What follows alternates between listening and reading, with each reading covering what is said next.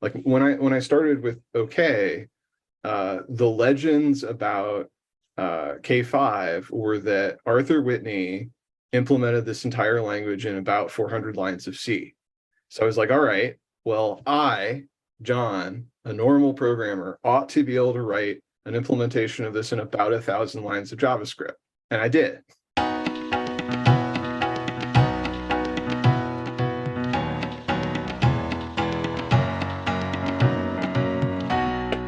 Welcome to another episode of ArrayCast. I'm your host, Connor, and today with me I have four panelists and a special guest that we will get to introducing in a few minutes. But first, we're going to go around and do brief introductions. Let's first go to Bob, then to Stephen, then to Adam, and then to Marshall.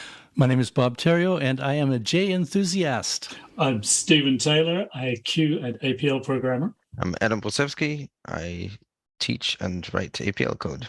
I'm Marshall Lockbaum. I'm a former J programmer and a Dyalog developer and now BQN developer.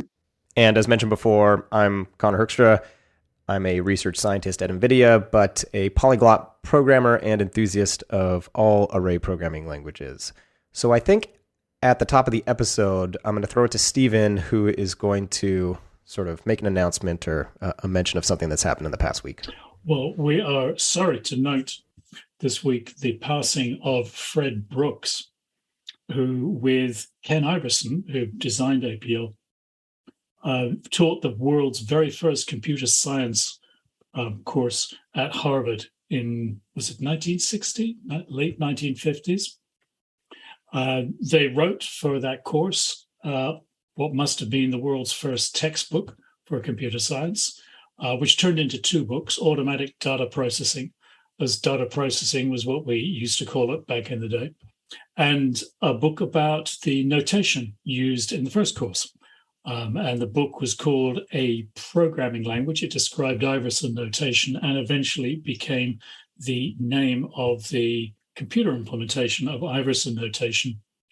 Fred preceded Ken to IBM. Fred managed the development of the System 360 operating system and later achieved widespread fame as the author of the mythical Man Month, and in 1999 was awarded the Turing Award, just as Ken Iverson had been pretty much the equivalent of the Nobel Prize for software. Great life, well lived. Sorry to see him go. Great to have known him.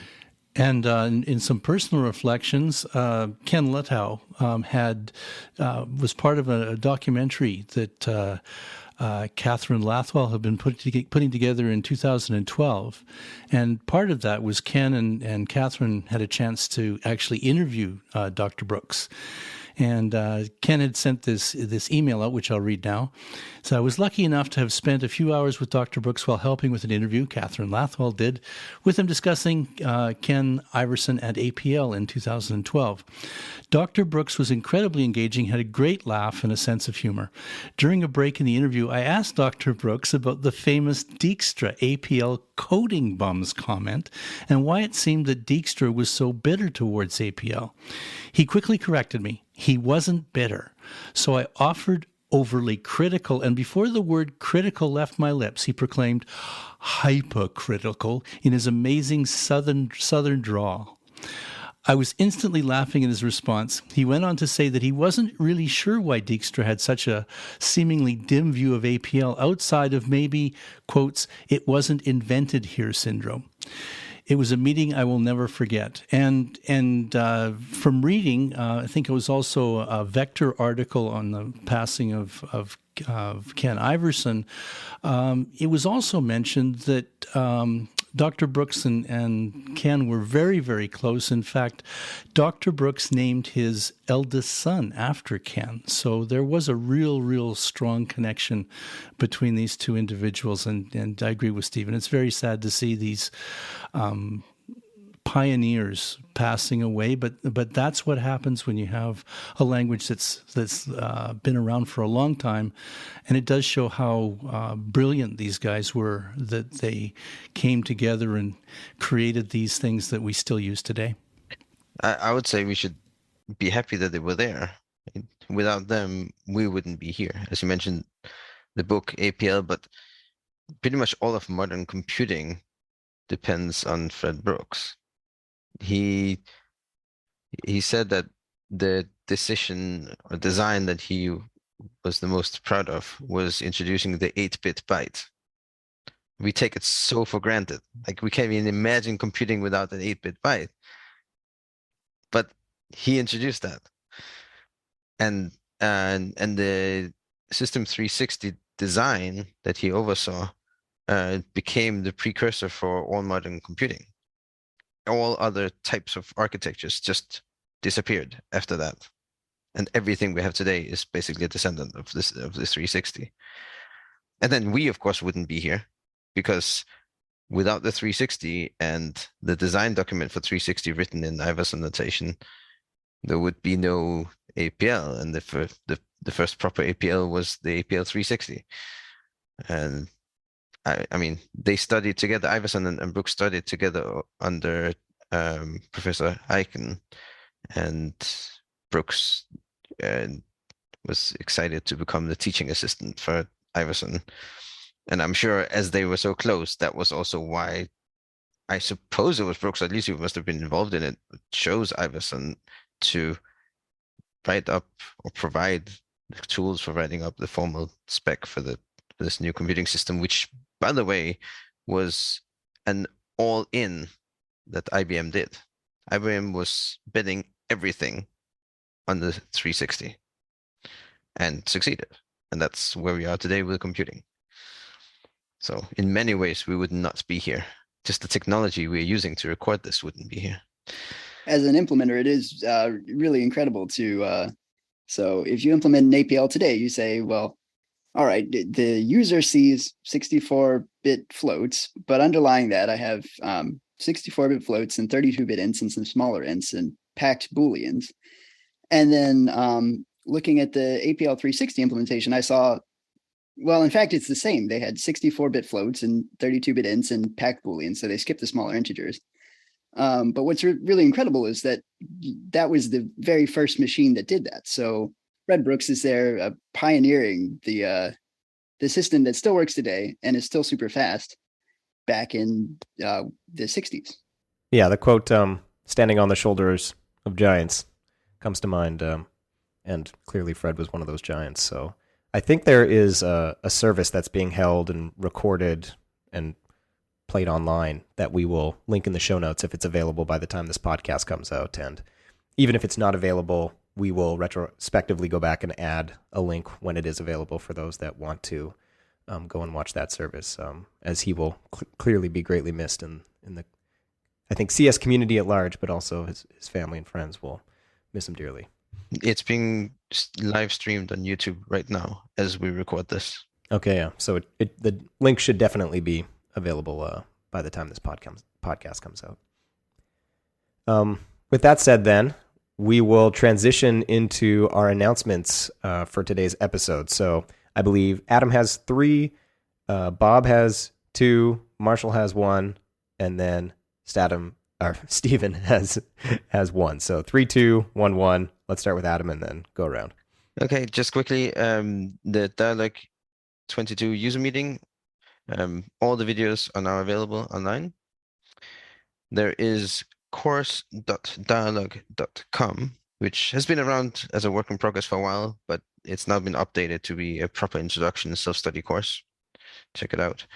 And then Richard and I recorded the 3rd episode of the APL Notation as a Tool of Thought podcast, now available. Is it a podcast yet, or still just a YouTube channel podcast? I knew you were going to ask that. No, I still need to figure out how to do that. Somebody suggested on Reddit that it has the content type or something. That's why it can't be published, but I'll look into it eventually. It's all right. You keep poking the bear until the bear responds, and that's how things get done. I'm like a project manager here. I just are you blocked and trying to unblock you. That's all. Thanks. All right, over to Bob. And my announcements, you may remember that Rodrigo had been doing transcripts for us, and he has moved on from Dyalog, and he's moved on from doing transcripts for us. And once again, we thank Rodrigo for that. In his stead, we have two new people that are helping out with transcripts. We have Sanjay Chandrian and we have Igor Kim, and we thank both of them for stepping up from the community and helping out with the transcripts, because it's great to have other people to shoulder the burden. And much thanks to them. And my second announcement is that my long-awaited prototype, JWiki, is up. And it's there for people to look at. And what we're doing is we realized that the JWiki had just a tremendous amount of information and loosely organized, I would say, which made it very hard to find things. So our response has been to create navigation bars and essentially a navigation route through what I think of as a front end of the wiki, which should satisfy most people. And we are not getting rid of all the old archive pages, so you'll still be able to do searches and get that stuff, but we're hoping to make it more accessible. And in the show notes, we'll put a link to the prototype. And in fact, if you go to the existing wiki, there's on the sidebar, there's a link that'll take you to the prototype, and you can see what we're proposing, and we are looking for feedback now. So if you have opinions on that or routes to go or things that should be added, this is a great time to get in and mention them. And then I would say in the next month, we will be looking to transition into this sort of front end to the wiki, makes it a little bit easier to get around. And most of the stuff that everybody's looking for will be sort of front and center. And the stuff that may have aged out will still be in archives. And there's just so much information there. It's amazing. But that's my second announcement. Very exciting. I'm on the wiki now. Found it. It doesn't have good SEO right now because there's already two wikis, I guess. But it looks very nice, very colorful. I'll have to poke around this in the next couple days. Anyways, over to Marshall. Or you're going to say something, Bob? Oh, I was going to say, it essentially, we do have two wikis that we're running. We won't be changing the address of the original wiki, so we're just going to build this front end onto the original wiki. So Gotcha. This has been a prototype that we've been working through. All right, Marshall. All right. So my announcement, I mentioned earlier that we were working on this REPLxx integration for CBQN.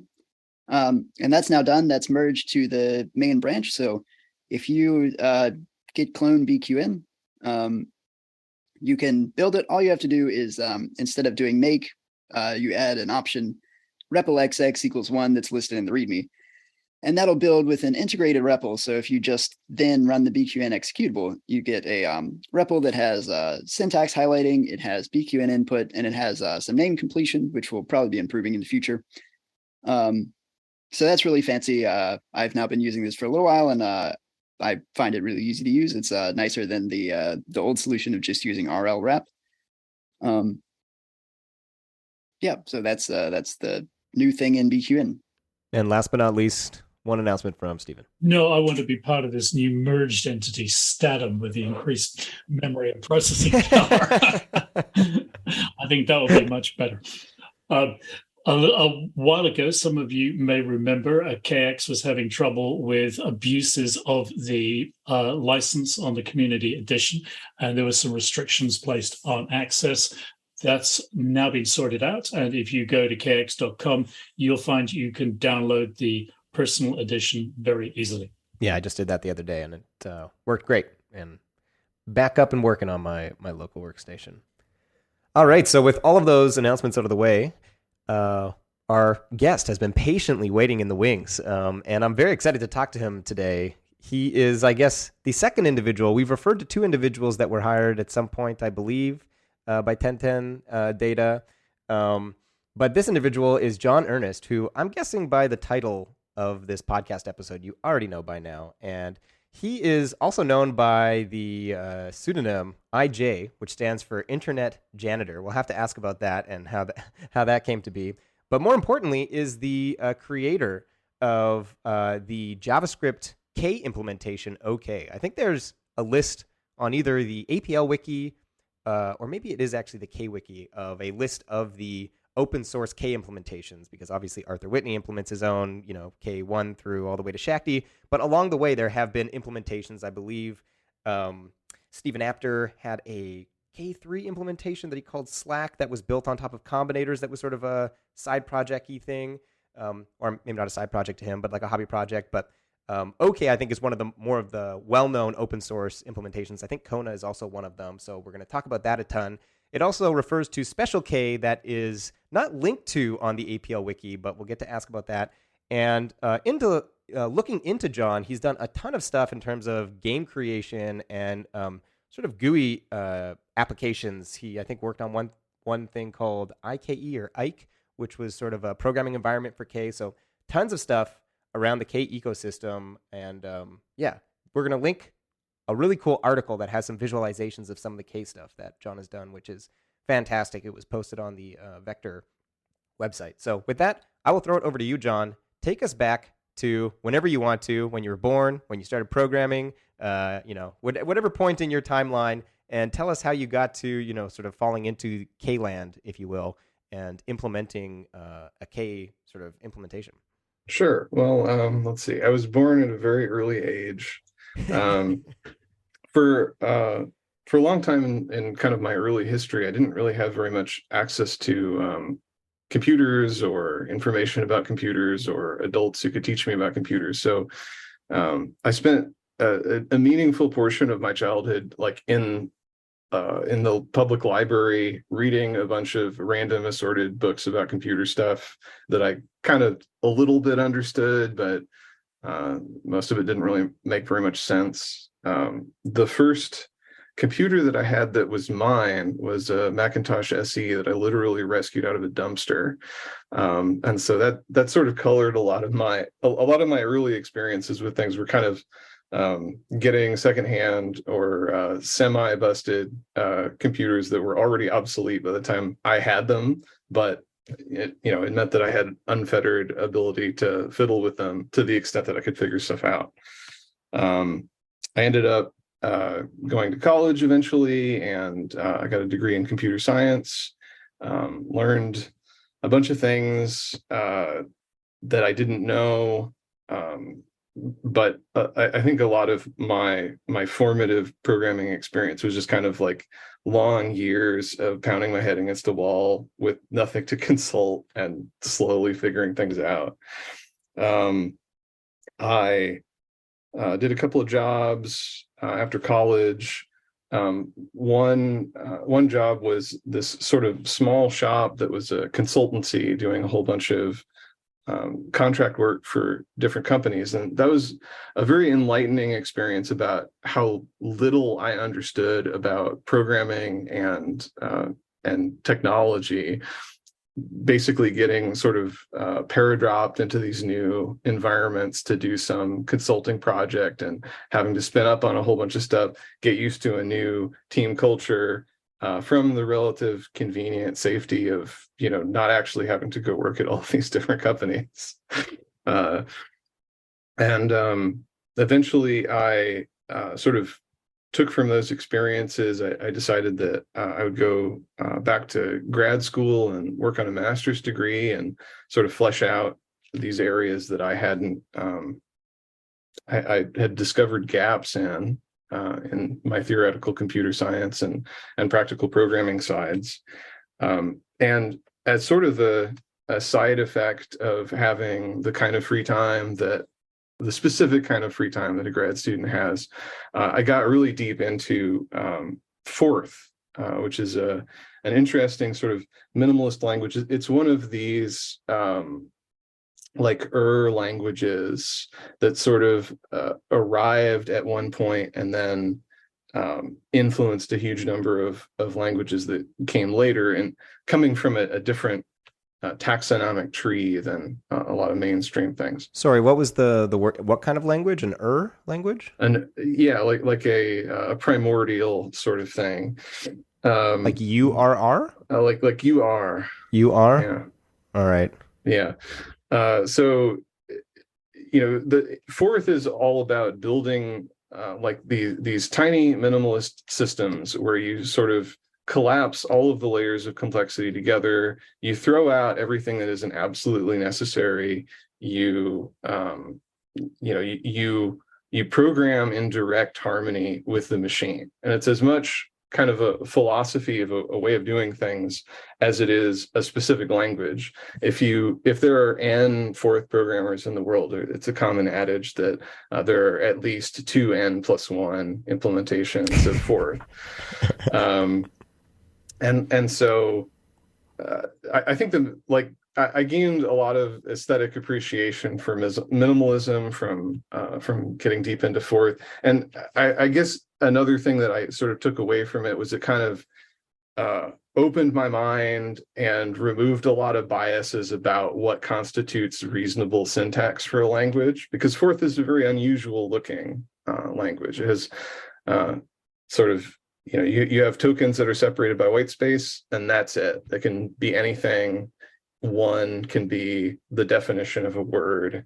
And so I guess in retrospect, that sort of planted the seeds for me to eventually be able to encounter something like K and accept it on its own terms, instead of having the kind of knee-jerk reaction that a lot of people have to the first time they look at one of these APL-derived languages, because it's,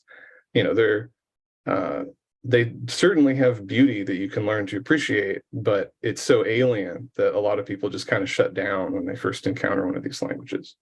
So I read this article called Impending Chaos, which is a story about this sort of eccentric genius programmer named Arthur Whitney. And it painted this very, to my mind, romantic view of, this guy with a unique style of programming that was very dense and very efficient, and he was on the cusp of releasing this new version of the language. And I thought it was very, very intriguing and appealing to try to learn something from Arthur's approach to programming. And I was completely dissatisfied with the fact that I could only play with the older versions of the language that was sort of a concretion of Arthur's style. So I resolved that I was going to use the little scraps of information that existed about K5 at the time, the unreleased nascent version of what Arthur was working on, and try to sort of rebuild that from first principles. And there's good documentation available online on K2. And so I started with getting most of a K2 implementation together over a long snowed-in winter break one year. And then I started kind of growing it in the direction of K5. I had example programs that Arthur had, posted on his website or given in an interview or something. And so I knew what had to work in order to make that program meaningful. And to a moderate extent, I was able to work backwards and sort of graph things onto K2 and grow it in that direction. And eventually, enough people sort of bullied me into trying to reach out to Arthur with this thing. So I sent him an email, and he sent me back another email that was like a couple of sort of penetrating questions about how I had done certain things in my interpreter. I answered those as well as I could. And then he emailed me back with just an FTP address and a username and password. And then I downloaded, I logged in and I downloaded a K5 binary. And from that point forward, it was then continuing to build up OK as a black box, clean room re-implementation of the same thing. I could observe its behavior and then try to replicate that.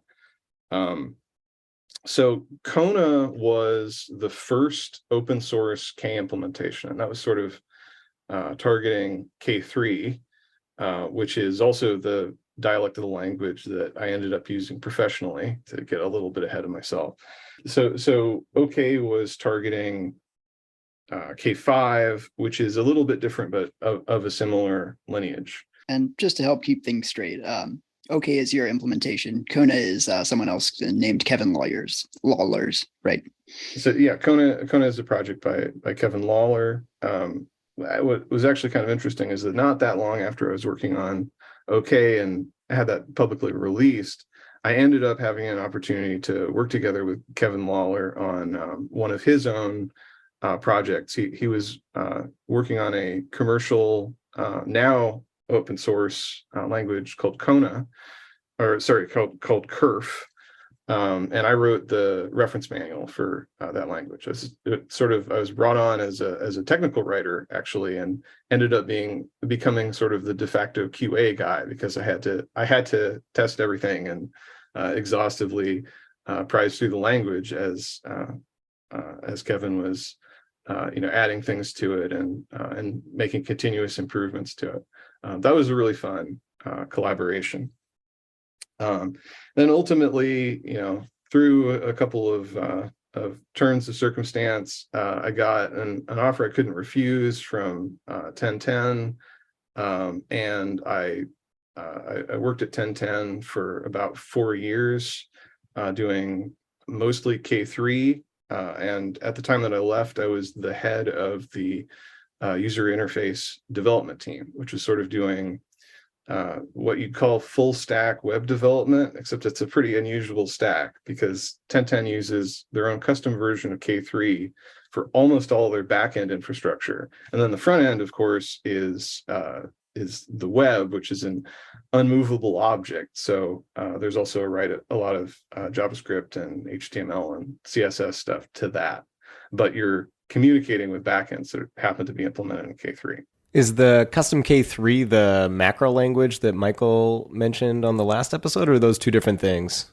Well, macro languages is a series of sort of layered query languages against 1010, the application. You could think of 1010 as a particularly smart data warehouse that is, it handles your data persistence, it handles data importing, and then it has a very rich ability to perform queries, generate reports. You can do sort of rad application development on top of it.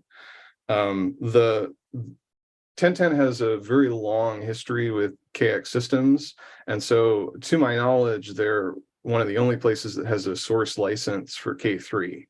And since KX doesn't really maintain K3 anymore, and 1010 has unlimited access to it, basically they ended up continuing to make their own minor bug fixes and feature enhancements. So it's an outgrowth of K3.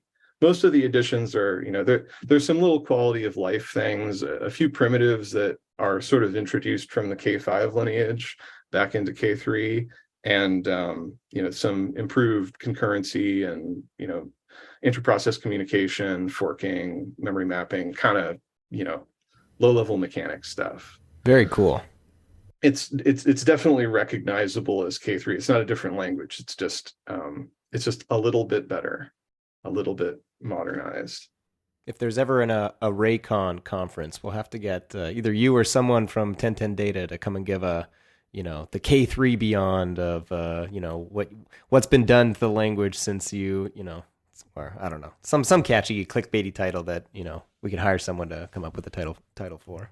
Yeah, I mean, I think that E, as it's called, is definitely the best flavor of K3 that there has ever been. But the tragic part of that, of course, is that it's extremely proprietary software that's going to be trapped behind copyrights basically indefinitely. I think even if 1010 wanted to make it public, which I don't think they do, I don't think that they'd be allowed to, given their agreements with KX. So it's, if you ever want to use a really great version of K3, I guess work for 1010 Data. Link in the show notes for job applications. And I would love to see a table of Ks with some comparison between them. I'm always at loss. I guess for the K community, you throw out like K3, K6. Sure, everybody knows which primitives are different and what's different in the data types and so on. The way that I think I would summarize it, and Stephen is free to give his own opinions after this, is K1 was an internal non-public version of K that I believe was a Morgan Stanley project. K2 was the version of that became its own commercial product. It's sort of the nucleus of what KX Systems did. And K2 is notable for the fact that it came with what some people refer to as the electric GUI. It's very, very easy to make data-driven UIs for K applications in K2. And the K2 reference manual and the K2 user manual are available online. So there's very detailed documentation on how those are supposed to work.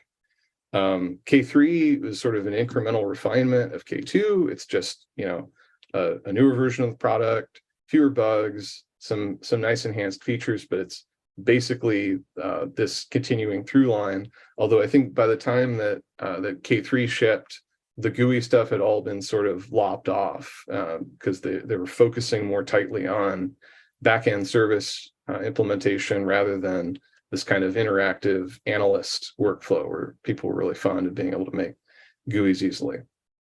K4 is the basis of the Q programming language. Q is implemented in K4. And if you download KDB+, you can get to K4. You have to kind of claw it open. It's hidden inside, and it isn't really documented. The documentation is all the Q perspective. But you can see the K4 implementation of Q. It's just a file that ships with the thing. So you can sort of you can reverse out how K4 must work in order for Q to do what it does. K5 was an experimental project by Arthur that was originally intended as being part of Chaos, which would be like a freestanding operating system that's just K as the application's language. And the spelling there is lowercase k, Wow. capital O S. I have to admit, I made that up. Right. And K6 was an incremental refinement of K5. Basically, whenever Arthur decides that he has like a fantastically new, better idea of doing things, he'll just throw away a previous version and start over from scratch. And that's kind of the K5 to K6 transition was just same basic language ideas, but recycled. I guess I should note that the semantic differences between K5 and K3 are a significant like overall improvement of the language. Like K3 has a dictionary type, but it's very, very limited in what it can do because it was intended to be kind of a correspondence between parts of the K tree, which is K's sort of simple module system, and a dictionary. So like a K3 dictionary can only have symbols as keys, and in fact, it can only have symbols that are a direct mapping to K3 identifiers. So they're useful, but it's not really like what you'd think of as a general purpose dictionary. In K5, you have anything is valid as a dictionary key, and dictionaries have an algebra. The primitives throughout the language actually generalize to them in useful ways. Like if you comma a dictionary with another dictionary, what you get is the union of those dictionaries. And there are a lot of kind of subtle details that that are not fresh in my mind about how all of the primitives apply. But the general thrust that Arthur was going for was making it so that all of the arithmetic operations will work in a natural way if dictionaries are used to represent sparse vectors. So that was, sort of the structure behind that. Another big generalization is K3 has projections where you can sort of it's like a more convenient way of currying a function. You have a series of parameter slots for a function, and you can supply any subset of those arguments in any order, and get a curried function that has those arguments fixed. In K3, this is a syntactic property where like you have to use the syntax of square brackets in order to get that projection behavior. And in K5, it's a semantic property. Any application of a lambda with not enough arguments gives you back a projection with some of those arguments fixed and a few additional slots waiting. So it's just things like that. The language in K5 is much more general. It doesn't have a lot of entirely new things, but the generalizations bring out all these wonderful symmetries that you don't get in the earlier drafts of the language. And it also, as a consequence, means that the surface area of the language, the surface area to volume ratio of the language is even more absurd than it was to begin with. And then K7 was another, a big overhaul. It diverged from K6 in a lot of ways, syntactically and semantically, and that was never shipped. I think that there were like some hand-picked users that did some high-frequency trading kind of stuff with it, but it was never really finished. That was developed at Shakti, is that right? K7 was the first thing that would be become called Shakti. Yeah. And then they skipped over K8 just because K9, dogs. I think Stephen Apter had something to do with that. And so K7 and K9 are both radically different languages from K5 and 6. 4 is a meaningful diversion, and there's a clear through line of just simpler and more general from K2 to 3 to 5 to 6. And so some of us in the open source community feel like 6 is maybe not the perfect K, but pretty darn close. And K7 is a bunch of experiments in a different direction that maybe it'll pan out, but he hasn't finished any of them yet. So we'll find out. And so K7 and K9, or K9 is a evolution of K7, like similar to how 6 was an evolution of 5. Mm-hmm. Yes. Interesting. So I'm extremely jealous because this is one of my qualms, I think is the right word. There's even an open issue on GitHub repository where I am comparing array languages sort of in the Iversonian circle and outside, like, Julia and R, and then even some array language libraries. And there's an open issue being like, you should add K. And I'm like, I agree, but which K? Because I don't really know.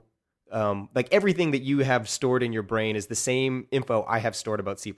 Like I can think about the different ways to write a different line of code in C++ 98 versus 11 versus 14 versus 17 versus 20, even versus 23. And I have all the different features cataloged because it's what I do professionally. And like having that information is amazing because it's in your brain and it doesn't take that much effort once you've cataloged it, but it is a lot of effort cataloging it. And so I'm interested to get your thoughts because I've asked this on the APL Farm Discord of like, what is the overall community's take? And I think you just said it, is that a lot of the folks in the open source community feel like K6 is actually the language that, the open source or K folks. It's the dialect that there's mostly agreement on. So in terms of like open source implementations, there are 3 that I would say are RK and are in some degree of a usable state. Kona, as I said earlier, targets K3, and that hasn't been evolving very much lately. I think it still gets some maintenance from time to time. And OK, that's my implementation, and NGNK, which is Nick Nikolov's implementation, are both basically targeting K6. There are minor differences between them, but for the most part, you write a program in one, it works on both of them, or it should. And OK is implemented in JavaScript. It's designed to be very convenient and easy to just try. And it has a bunch of environments built around it that let you do things that are not load a CSV file and sum a column or kind of the boring things versus draw shapes and colors and make sounds, the useless fun things. 2D graphics. So OK is kind of the slow one with lots of fun bells and whistles. And then NGNK is the fast one that I think is in the process of formalizing a CFFI. So maybe eventually it will also have some pretty cool bells and whistles. But there's a lot of groundwork that needs to be done between I have a good language interpreter and I have an ecosystem that I can build neat things in. Interesting. So I think maybe I just got my answer. It's K6. If the open issue, I should respond, link to this episode when it's out, and say K6 will be the K used going forward. And if Shakti and K7 and K9, blow up at some point and take over spreadsheets and Excel and everything, then I can. I mean, it's certainly possible, but I mean, no matter what happens with that, they're probably going to be proprietary and closed source forever. Yeah. So if you want something that you can just download and play with and maybe make modifications to, if you want something fun to dink around with and maybe draw some graphics or something, try OK. And if you want to do something a little bit more practical, use NGNK. Awesome, yeah. And you can use either one to learn stuff that will be highly applicable to the other. Awesome. Stephen? Let me just try a recap of what I think I learned from you, John, because I'm a little slow. That was great to get the chronological history of the sequence of the different Ks, and dialect does seem like a good metaphor for them, because Arthur's always been insistent that they're not different versions of the same language, and there's no pretense of backwards compatibility. So I'm thinking about which of the K dialects are actually sort of in existence and in use. And if I'm following you, K3 is the oldest survivor, well embedded at 1010, but nowhere else. You've got to go work for 1010 to use it there. There might be one or two other places that have it, but it's very, very rare. You can't buy it, as a company anymore. So you either have it or that's it. Then there's K4, which is perhaps the version most widely in use underlying Q. Right. And you mentioned it's undocumented. I'll add to that as the KX library that it's also unsupported. KX doesn't promise that your K code will run from one version to another. The reality is it's actually very, very stable, of course, but we don't document it and we don't support it. We only document the Q. And then there's K6, which if I'm following you, there's these two open source versions, the NGNK and OK, which are available, but the Whitney K6 is not around unless it's lying around on someone's laptop somewhere. Yeah, I mean, I have a virtual machine that's sort of my K museum with a whole bunch of binaries of many dialects of this, including a number of K5s and K6s, but I cannot share that with anyone because it's all copyrighted material. Maybe I'll will a disk image of this thing to the Internet Archive with permission to release it 70 years after Arthur's death, or whatever the terms are for these things at this point. But it's not something that's unfortunately ever going to be publicly available. And then there's the experimental K7 and the emerging K9, and who knows, but they're not here yet. Yeah. I don't think K7 is available anymore. That was abandoned for K9. Yeah, just like 5 for 6. Yeah, this is awesome. We're getting like a encyclopedic history of the Ks. I know Stephen Apter, he sort of gave us when he was on a little bit of the similar history, but it's awesome to get it chronologically like this all the way up to K9, because it's like I said, it's something that it's the same way I said I have this knowledge about C++. It's probably frustrating for people that want to learn C++ and they start with the most recent one, but there's this whole history of changes that is actually useful a lot of the times when you're going back through a Git history, and at some point there was an upgrade from one to the other. And awesome to get this info. Stephen? I missed two. So Kona, an open source implementation of K3, and Kona is currently available? Yes, it is. Yeah. And you also mentioned Kevin Lawler, Kerf. Is that an actual implementation of one of the Ks, or is it kind of closely related? So Kerf is a K inspired language, or in some ways maybe more of a Q inspired language, because it it has keywords, and it has a very large collection of primitives compared to most of the K family languages. Maybe a little bit closer to how many primitives Q has. It has an integrated query syntax. So aesthetically, it's very much its own thing. But mechanically, like you can see that there are a lot of features of the language where there's sort of a one-to-one translation of here's the Kerf way of doing things, and here would be the corresponding K way of doing things. And there are a few other.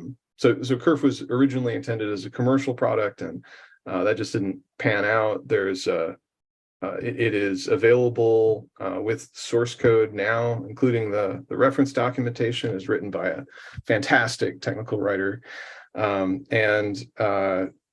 I think that he is actively tinkering with a Kerf too. So I don't know very much about that, aside from the fact that it exists, but it's presumably in the same kind of lineage. Oh, by the way, when I got hired to work on the KX reference documentation, the Kerf documentation got shoved at me and said, look at this. Oh, wow. I mean, I was really strongly influenced by the K2 reference documentation, because that was how I learned K in the first place. Okay, so that's the history. Although I think it's a little bit different when you're comparing it to C++. Surely the C++ standards are mostly backwards compatible. Oh yeah, it's completely, well, the two big differences are one, a lot of almost entirely backwards compatible, and two, the standards are completely, well, I shouldn't say completely public because the ISO documents technically you have to pay for, but there is a website that releases the drafts, so you do have access to basically the ISO standards, and there's websites that detail all of the evolution. So like it's all very, very public, and it's all backwards compatible. The comparison, though, is that like there are different, we call them versions, whereas K, they're dialects. But it's that there are, different ways to write things, potentially from version to version, and keeping track of that it's a task. And epochs of functionality in the language, mostly climbing uphill, whereas in K it's a little bit bumpier. But see, there's a big difference. If you write something in C++ 23, then it might not work in older versions. But if you write something in older version, it works in newer versions, which means the basic functionality, core language, is much the same. I don't know very much about these programming languages, but I would imagine that for just somebody getting started writing some basic things, it's probably more advanced stuff that's being added on top, because the basic stuff is something that everybody needed from the beginning. So it was added right then. But that's not so for K. Right? And it's the same thing for APL as well. The core language is the same across the board, mostly. But in K, I would still like to have a table that says like, oh, these primitives, like the most fundamental parts of the language actually mean something else from version to version, right? Well, there is actually a breakdown of how all the primitives do that on the K wiki. Which is really nice. I think the user Raise Time did a huge amount of the early work on sort of driving that forward, and I provided some clarifications. The open source K community kind of all emerged out of K5 and K6 culture stuff. So we have kind of the advantage that at least the handful of dialects that sort of circle around this are quite similar to one another, for the most part. And, the earlier versions of K are all commercial and extremely expensive, with the exception of Kona.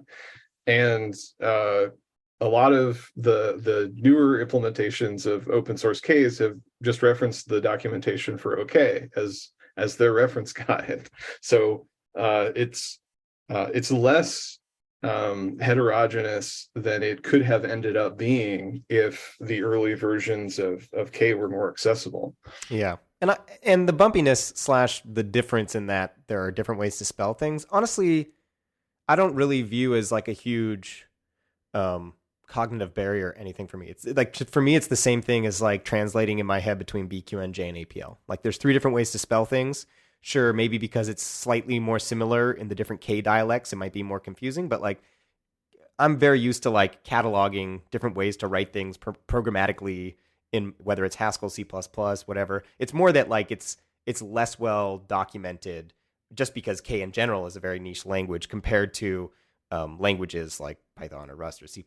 You know, when some new thing comes out in Python, there's a bajillion blogs, you know, written about it and like 17 different redundant Stack Overflow questions. Whereas if I want to go find something in K, there's way fewer blogs being written about the new thing in K6 or K7, right? Right. Well, and I mean, it also kind of helps that among all of the major array languages, if you pick any given dialect of K, it is by far the smallest and simplest.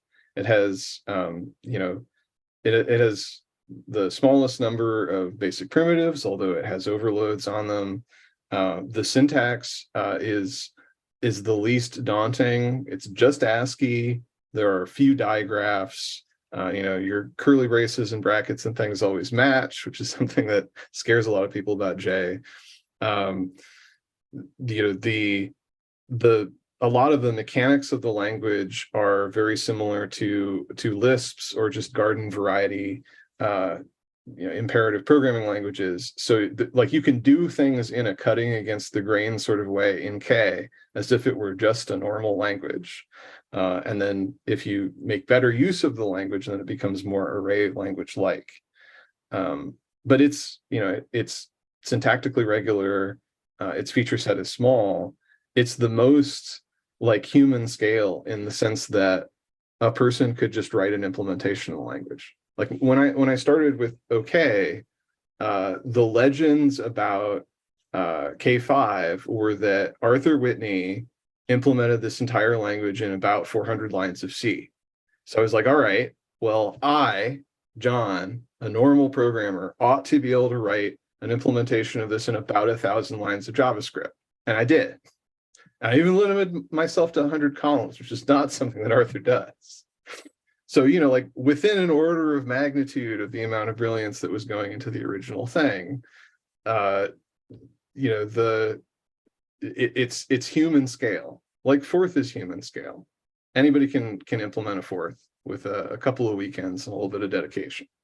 Anybody could implement a K if they have access to good documentation and test fixtures, which are something that's still, you know, a little bit lacking.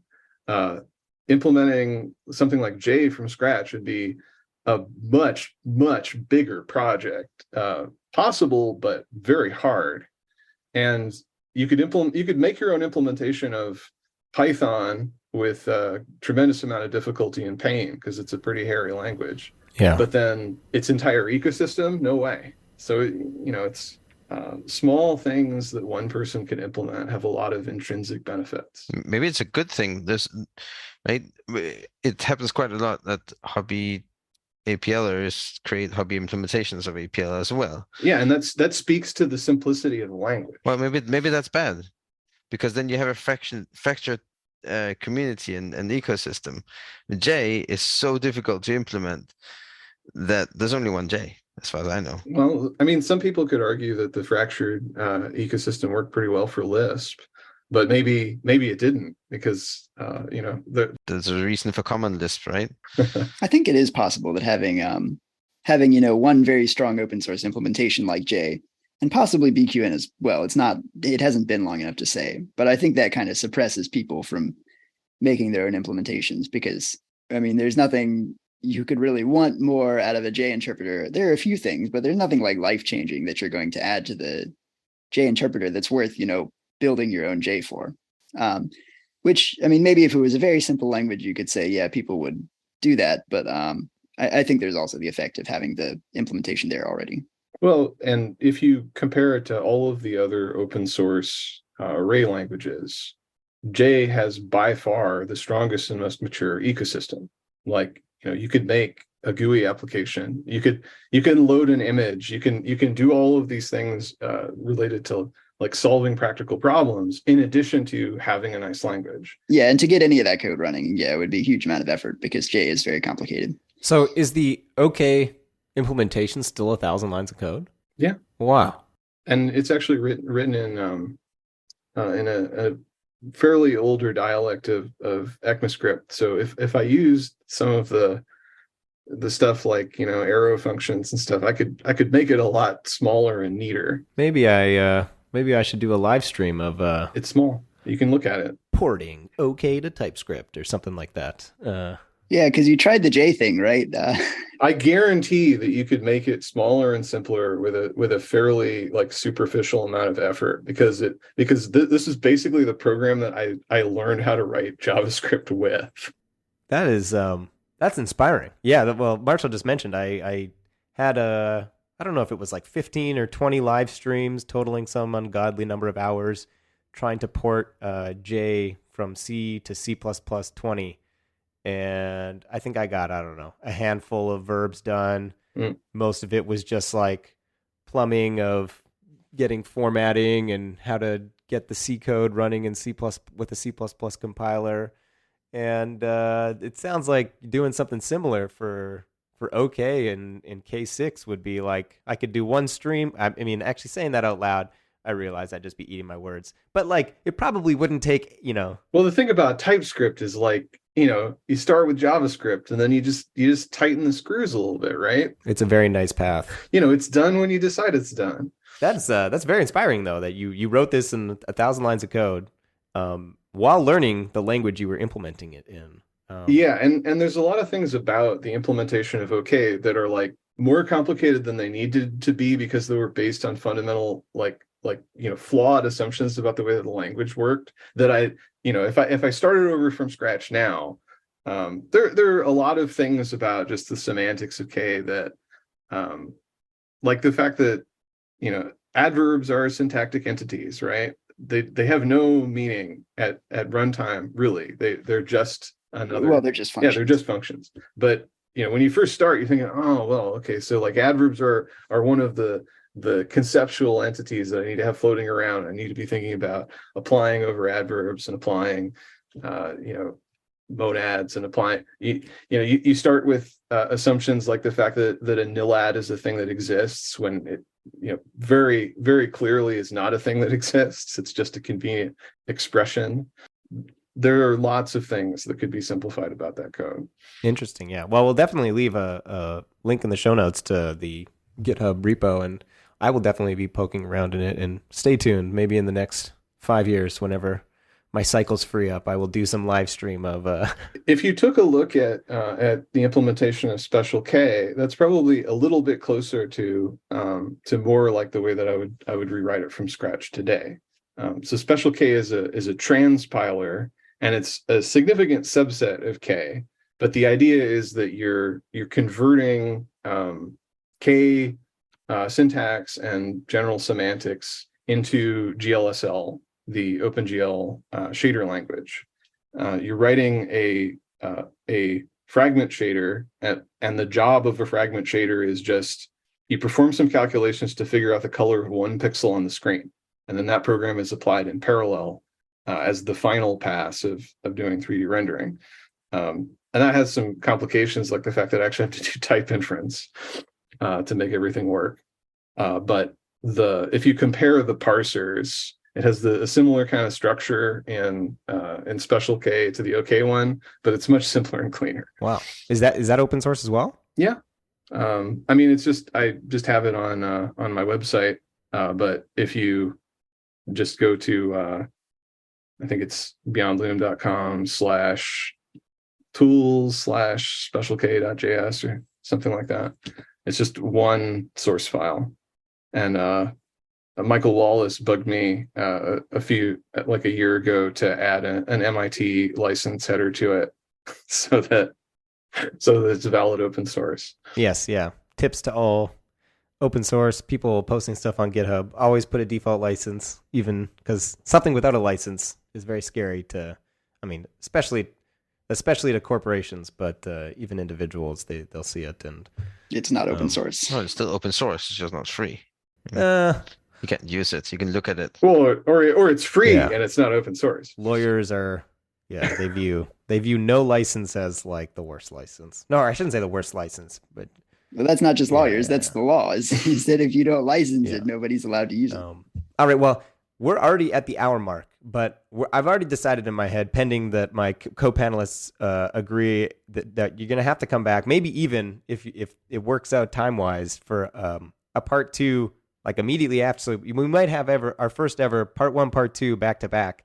But we're not going to end immediately because I still have a ton of questions. And I'm not even sure if we got, because we sidetracked you at some point when we started getting the history of all the K dialects. I'm not actually sure you got to the end of your K journey. You were, I think, in the midst of telling us that you were, had just finished working with Martin Lawler, I think his name was. Kevin. And then on Kerf, and then you went to 1010 Data, and then it was there I asked a question about the macro language and the K dialects, and then we veered hard left, which was amazing that we veered, and I enjoyed the conversation. But so I'm not sure, should we, is there a remaining part of that story that we should come back to now, or should we save that for part 2? And maybe there is no part, or should we go to Q&As that we might have about everything that we've covered up to that point? I don't even know, as the moderator, what to do here. So I'll just ask you, John, what should we do? And keep in mind, if you're free, we'll just have you back for part 2 so we can answer whatever we don't cover there. Well, yeah, I guess I can give you a little menu of things that I could talk about. So I haven't really talked about Ike, which is an interactive programming environment wrapped around OK. I briefly talked about Special K. I haven't talked about Applejack, which is a fun little toy that I wrote. And I haven't talked at all about Decker and Lil, which is my current array language adjacent big project. Okay. I'll ask the panelists, but my thoughts are we should save all of that for part 2, because I still have a bunch of questions that pertain to things that were, like, I've been trying to keep track in my head, but I've got so many that a couple of them have probably fallen off the stack of questions that I've wanted to ask about everything that's happened up till now. So I guess, do the panelists, are there nods of the head or shaking of the heads? I got a couple thumbs up, one nod. All right. So we've decided live. Listeners, stay tuned till either next episode, if John's available, or sometime in the next couple episodes when we figure out scheduling. And I'll start with a question, and if other folks have questions too. So one thing I wanted to hop back to, this is going way back, closer to the beginning of the interview, is when you started off talking about Forth, is it occurred to me that we've now had, I think, including you, 4 guests. So I think the first guest maybe that mentioned it was Vanessa McHale, who had mentioned that she had done a sort of stack-based language implementation. The name's going to escape me now, but she mentioned Forth on that episode. Romilly Cocking, when we had him on, Forth also came up there. And I guess, Marshall, when we interviewed you before you were a regular recurring panelist, and so actually maybe that makes you first. I probably mentioned Factor. Yeah, I think you didn't mention Forth, but you mentioned Factor. And I've always wanted to ask Marshall, but because I haven't used Forth. Forth. We'll save that for another, in my third podcast that I'll launch. I'll bring Marshall on and we'll talk about that there. But so that's Marshall, Vanessa, Romilly, which is not a small number of the guests that we've had on that, like, Forth has come up. So my first question is, after that long monologue that was probably unnecessary, how did you end up discovering Forth? And do you think that there's something there, that there's some connection, or it seems like an odd occurrence that on an array language podcast now, out of however many guests we've had, concatenative-based stack languages like Forth, Factor, Joy have come up on multiple guest episodes? Well, as for how I got into Forth, part of it is just a general interest in programming languages and to some extent the esoteric programming languages subcommunity, which is sort of a expansive hobbyist group of people who make little toy languages, often as a joke or sometimes to prove a point. And Forth is one of these, these Euclidean ideals of a language that a lot of random stabs in the design space end up sort of converging towards. Yeah, so actually, I think I did mention that I made a lot of concatenative array languages first, but I mean, kind of before I wanted to care about the syntax, because in a concatenative language, there basically is no syntax. So that was what I would do for a while. I would write all these little languages that, had Forth or whatever like syntax, and then array semantics. Yeah, a lot of people think of S expressions as being like the simplest syntax you can have, and in truth, concatenative languages have the simplest syntax because it's just a sequence of tokens that do something. Yep. And you can create the illusion that you have nested structure if you want to, but you don't actually need it for those languages. As for whether or not there's some sort of deeper connection between array languages and Forth, I think that philosophically, very much so. If you look at K, especially, and Forth, these are both languages that are made by eccentric creators with their own highly distinct style of problem solving that is centered on this idea of radical minimalism. In Forth, you bend the problem in order to suit the language, and the language to suit the problem, in order to try to find a balancing point where the entire system is as simple as possible. And in terms of languages, Forth is generally considered to be a pretty low-level language, although you can build it up to be suitable for a specific application. K is a comparatively high-level language, and frequently you're able to just solve problems directly in the language without introducing abstractions. But in both cases, it's a system that has been viciously attacked over its evolution, constantly hacking things off and throwing away anything that doesn't carry its weight. So you end up with this thing that is, instead of continuously growing and getting larger and more powerful, it is staying about the same size and becoming sharper and more effective. And I guess what's a little bit tragic about K is because it's closed source. For Arthur, it is this unbelievable tool where he can give himself more leverage by just tweaking a feature a little bit or adding a primitive or something. But for users of the language, you don't actually have that ability. Wow. That is awesome. We got to clip that. Put it on YouTube, put it on the Twitters. Well, I mean, Twitter might not be around anymore. I still think it'll be around, but the internet seems to be disagreeing. By name. MySpace is still around for a really long time, right? That's about my analogy. Does Yahoo still exist? I think it does. That's true. Yeah, Yahoo Finance is it's thriving. It's doing great. That paints like a picture in my head of a rainbow, where sort of Forth is on one end of the rainbow and K and array languages are on the other end. And another thing about it, though, is that Forth and K are both heavily about mechanical sympathy in the language. In K, the primitives generally map to a simple, straightforward, and predictable thing that the hardware is going to do. Modulo goofiness about modern architectures and automatic vectorization and pipelining and all this other junk. But in general, it's a language about simple, predictable memory access patterns, which modern CPUs like very much. And Forth is a language about, don't throw up abstractions, don't add indirection, just, treat the machine as it asks to be treated, know about the intimate details of what's going on and harness them. So it's mechanical sympathy in both cases, but it's attacking the problem from a different direction. Whereas, there are other functional languages that sort of start from what would be the nicest way to express something, what would be the clearest way that we could write our programs. And then as an afterthought, I guess they have to run on a computer at some point. Maybe we can figure out a way to make that fast. Maybe if we jab the hardware designers with a stick, we can get them to do the thing that we want them to do.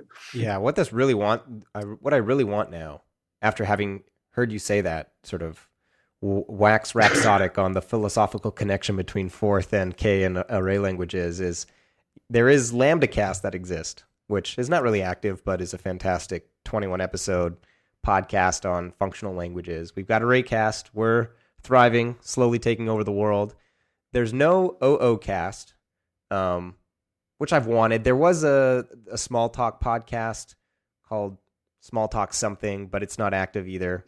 You should just call it small talk. Oh yeah, but I mean, I like the regularity of insert thing cast, which then brings me to now. Now I really want there to be like a fourth cast, except I don't know, what do you call it? Because like fourth factor joy, what do you call those? Like concatenative cast? That's a bad name. Stack cast? That's too ambiguous. Cast forth. Well, but there is a big difference too. We've kind of glossed over it, but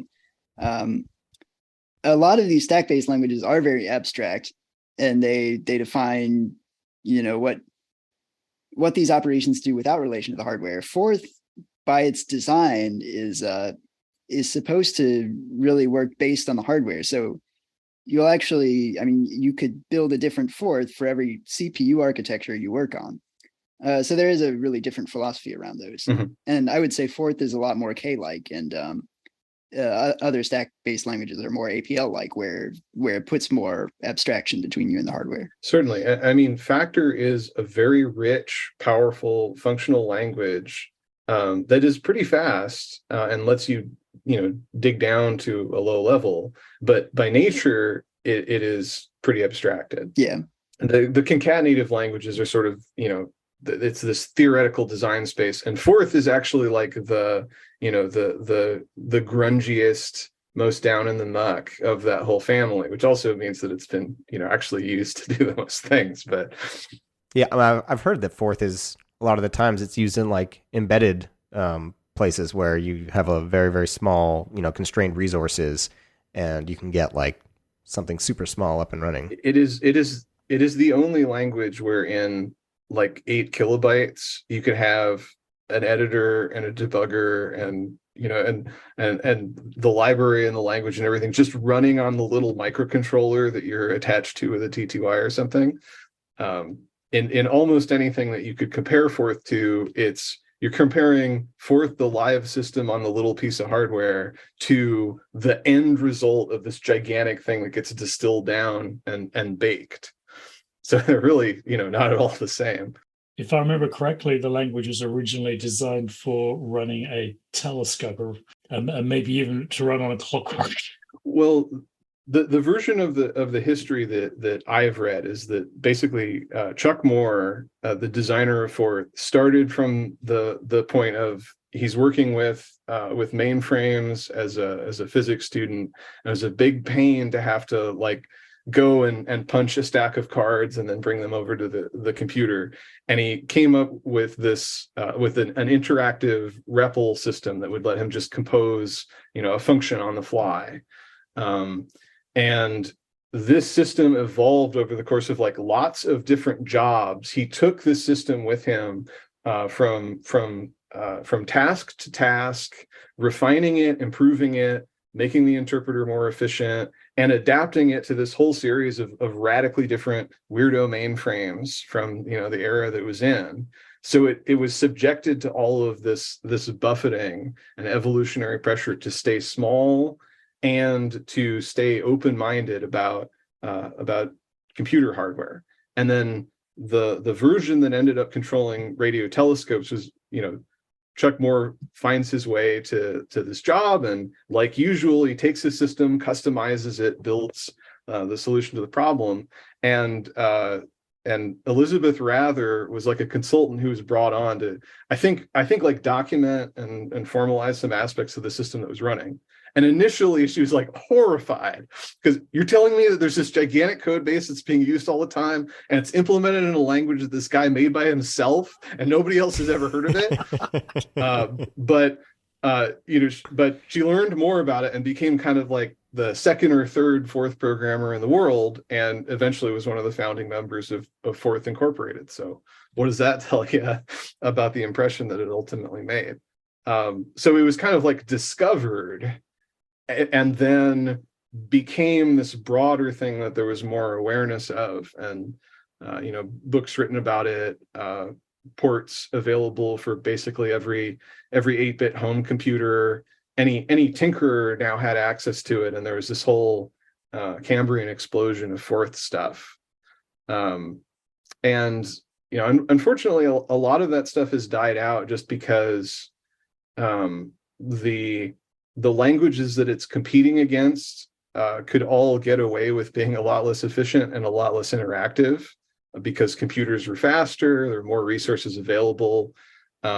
Portability became something that people cared about more, and it's difficult to have the benefits of Forth as it's intended and also have like a standardized Forth that you can count on, because it's supposed to be tailor-made, adjusted for its environment every time. A lot of people think that that ANSI Forth was sort of a bad idea because there is a standard and it's kind of complicated and it's not as Forthy as you might hope that it would be. It's interesting to hear the warmth of your enthusiasm for this language. Well, it's a nice language. I like it a lot. It's just not practical for solving most of the problems that I have today. But if I ever get an opportunity where it's a good fit, I'm absolutely going to use Forth. If I ever have to write a power controller firmware for an embedded device or something, that's being implemented in Forth, no question. Yeah, it's super cool. We'll leave links in the show notes as always. And I think too, one neat fact about Chuck Moore, and I don't think it has any relation to array languages, but he went later on in his career to found a company called Green Arrays or something like that. So the Green Arrays hardware is a realization of in Forth you have a particular virtual machine in mind that most Forths are built around, which you'd call a dual stack architecture. In a conventional, PC hardware or whatever, you have this model of having a single stack. In Forth, you peel apart activation records into return addresses on the return stack and parameters to functions and their results into a second stack, the parameter stack. And these can grow independently of one another and shrink independently. And you can do a lot of really fun tricks by screwing around with them at runtime. But so Moore did a lot of work on creating Forth machines that were, small, extremely energy efficient hardware that was designed to suit the language, and the language evolved to suit this hardware. The Green Arrays chips have the GA144 is kind of the famous one. It's 144 cores that are arranged in a literal grid. Every one of those cores is called an F18, and it has an 18-bit data word. A word can fit in a sense 3.5 instructions with kind of an unusual and clever instruction encoding. Every one of those cores is extremely weak, and you need to gang them up and network them together in order to solve any kind of practical problem. But you end up with this kind of semi-programmable systolic array, and it's completely radically wild way of performing concurrent programming on them. Like the GA144 dev kit is a pair of GA144s, one of which is running a complete GA144 development environment, talking to the second one that's for your application. And you just plug the board in and connect to it with a serial terminal, and then you use one to program the other. It's wild. How do you know so much about this? Did you end up getting one of those dev kits, or you just read about it online? I don't actually have one of the dev kits, but I read all of the Green Arrays white papers because they're really interesting. In one of my computer architecture courses, I wrote a little simulator for an F18 core and basic development tool chain for it, because I just think it's really conceptually interesting. The challenge, of course, is finding problems that this is extremely well suited to is a challenge, because it's this boutique low volume hardware because it's waiting for a killer app. But in terms of just overall energy efficiency, the GA144 is insane compared, like if you're actually finding something that can dollars to donuts compare on. It's very, very it uses sort of a clockless architecture, because Chuck Moore discovered that clock synchronization was dominating most of the energy consumption of his design, so he just got rid of it. Wow. And the whole thing was like, it was designed using circuit CAD and simulation tools that he wrote himself, that was running on hardware that he himself had designed. Is, this whole it's a fun romantic image of the programmer, actually levitating by yanking on his own bootstraps and creating a guardian of pure ideology. Yeah, that's reminiscent of, who was it that went and created the LaTeX language? Donald Knuth? Knuth created tech. Or tech, yeah, tech. Yeah, he was working on the art of computer programming, and then realized that typesetting and wasn't good enough, so he had to go write a nice way to write his books, and then a decade later he had tech. And he ended up having to design 2 programming languages to do that, right? Because there's tech, and there's also tech's sister, Metafont, because he also needed a way to programmatically describe the typefaces to feed into text so that it could typeset nice things. That's where we get the computer modern typeface from. And you can actually use Metafont as a rather interesting interactive calculator if you're so inclined, because it's actually a constraint solving language. It's not like a general purpose programming language. I don't think it's Turing complete, but it's a very flexible calculator. From what I remember, he did that also sort of developed literate programming that way too, because I think a lot of his documentation, the way he could manage such an immense thing, he actually wrote novels about what was going on in the programming. Yeah, well, the whole concept of literate programming, as he originally defined it, was that it's not just that you have a nice concordance to go along with your source code. It's that you need to be able to freely peel apart the source code and rearrange it into a comprehensible form, interspersed with explanations and diagrams and all that thing. So that's Tacken Web is a system for writing a nice literate document in tech, and then having being able to process that and suck out all of the chunks of code and then glue them back together. And it's like a dialect of Pascal that he used. Now, the crazy thing is Codefins was using this for like a few months, and then he gave up on it, I guess. But Codefins was almost literate. Well, I mean, a version of it was. There was also like a version of it that was written in Scheme, and but that was a long time ago. Well, yeah, but he went through.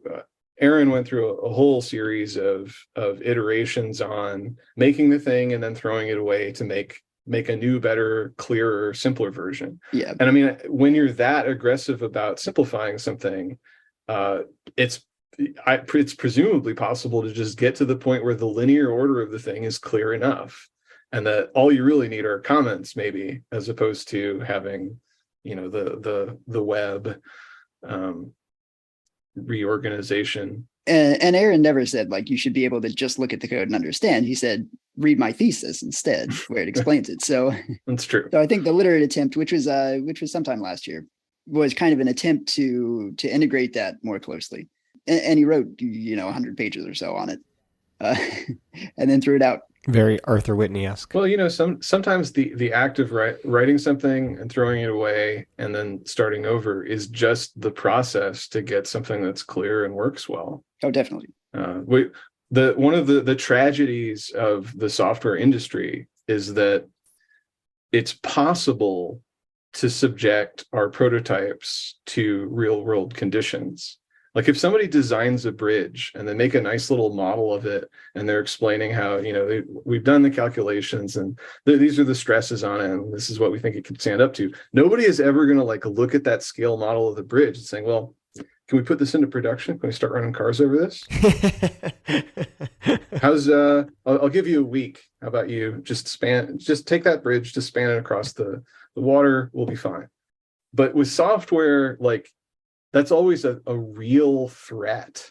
If you make a system that can be used as as the real world thing, then it will be. And we're not given the opportunity to make things that we can then throw away, unless an insane individualist carves out the space for themselves. Or unless we design toy environments that are specifically designed to make it so that you couldn't use them for anything practical, but they allow you to play with ideas and tinker and do that discovery process of what's a good way to do it. And that's what Decker is, as like a teaser for when we do the part 2, I suppose. Decker is a beautiful toy box that is not intended to have any economic value whatsoever, but it's fun and you can learn from it. Maybe I was going to say that seems like a perfect place to end part 1 of this 2-part interview, unless if there's any folks that have a question right at the edge of the tip of their tongue, not the edge of their tongue, the tip of their tongue. As an additional teaser, all my questions have to do with part 2, because as soon as you delineated it that way, I thought, okay, I'm not going to have very much to say on this part, but there's all sorts of stuff I want to talk about in the other one. Yeah, I mean, I got halfway through, we got halfway through this interview, and I was like, I don't know how this is going to work. I got a whole stack, and even some of them I've saved, because I know I can ask them next time. And I was like, at some point I just decided, I was like, it's fine. We'll just do part 1, part 2. We run this show. We can do what we want, right? All right. Well, thank you so much, John. This has been so fantastic. I know our listeners are going to absolutely love hearing all about this. Not just, I think, K and the array language stuff, but I think the force stuff is incredibly, at least for me, intellectually, like, makes me think, differently about sort of the landscape of these niche languages, and that they're more similar than we might think. And like you said, that there's a philosophical connection between them. And even comparing, like when you were comparing Chuck Moore and Arthur Whitney, I think is, it's an incredibly interesting comparison. And yeah, thanks so much for coming on and sharing all your stories and thoughts. And hopefully we'll be able to get you back for part 2. I mean, we've been promising our listeners, you're kind of hooped into it. So hopefully you're not disappearing up Mount Everest for the next couple months or something, and we'll be able to get you on. I think I'll throw it to Bob, who will plug our email, which I always forget. contact@arraycast.com. And we do look forward to your responses and your questions and your observations. And I think there'll be a number that come out of this one. And I think it was fantastic. The amount of information, I've got a much clearer sense of K now than I have ever had before. Really, thank you for that. Well, thanks for having me. This has been fun. Yeah, thank you so much for coming on, John. This was awesome. And with that, we will say, happy array programming. Happy array programming.